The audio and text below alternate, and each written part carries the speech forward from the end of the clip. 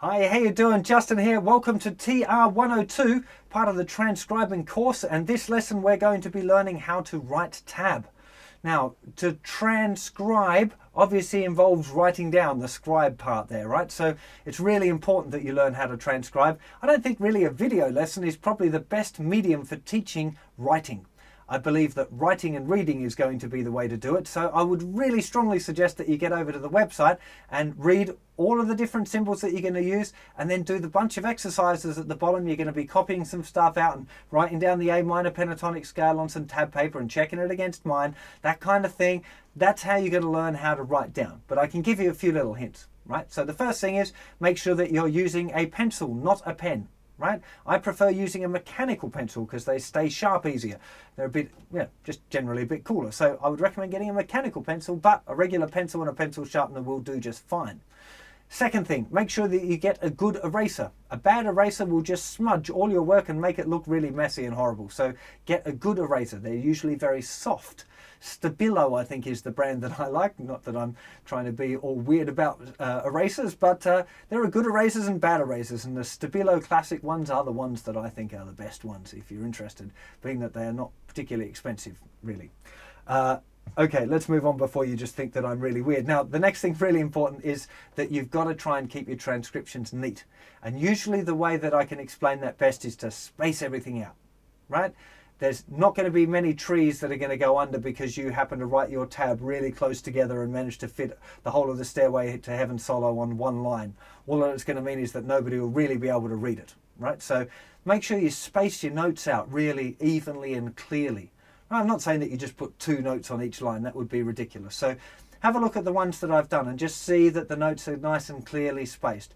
Later on, as we get more into it, especially after you've done a bunch of these exercises and you've seen the way I've spaced stuff out, you're going to have a lot kind of better eye for it, and you'll be able to kind of already write things down into bar groupings and stuff by the end of the course, I hope. So that's really important to do that. I don't recommend that you start with notation software. Right? I do use a program called Sibelius for a lot of my tabbing stuff, but I nearly always, no, in fact, pretty much I always write it down first with a pencil and paper, and then transfer it to a notation program afterwards.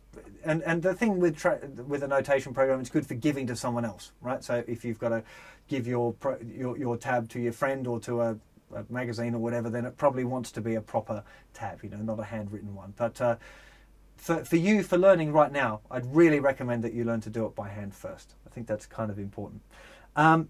So the other thing that you can start to try and do a little bit is space the notes to fit the rhythm.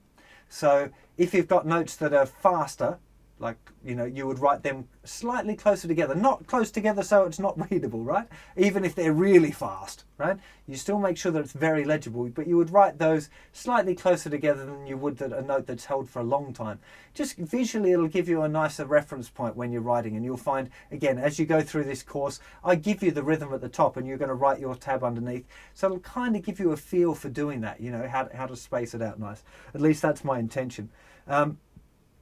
Writing rhythm on tab is a really good idea. That's what I do when I'm transcribing. I write in tab and I write a rhythm above it. I don't generally write in notation. The reason is that tab tells you where to play a note. So if you see the top space in traditional notation, like dot notation, the top space there is the note E, and that can be played as the open thinner string, the 5th fret of the 2nd string, the 9th fret of the 3rd string, the 14th fret of the 4th string, the 19th fret of the 5th string, or the 24th if you've got 24 frets of the thicker string.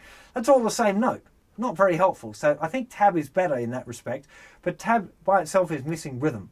So later in the course, again, we're going to be looking at learning to write rhythm as well, so that you're going to write the tab first and then you're going to write rhythm slashes onto the tab. So you've got actually the whole picture then. It's a really great way of writing your transcriptions down. So that's the kind of the basic important bits of the writing down that I can go through with you now. The other stuff about writing down a hammer-on or a flick-off or a slide, all of those things you're better off reading that on the site. So go and check the website out now, and those exercises at the bottom really going to be helpful.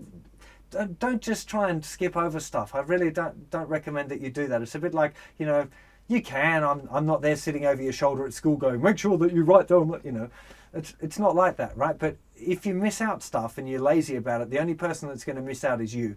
And this transcribing course ain't going to be easy.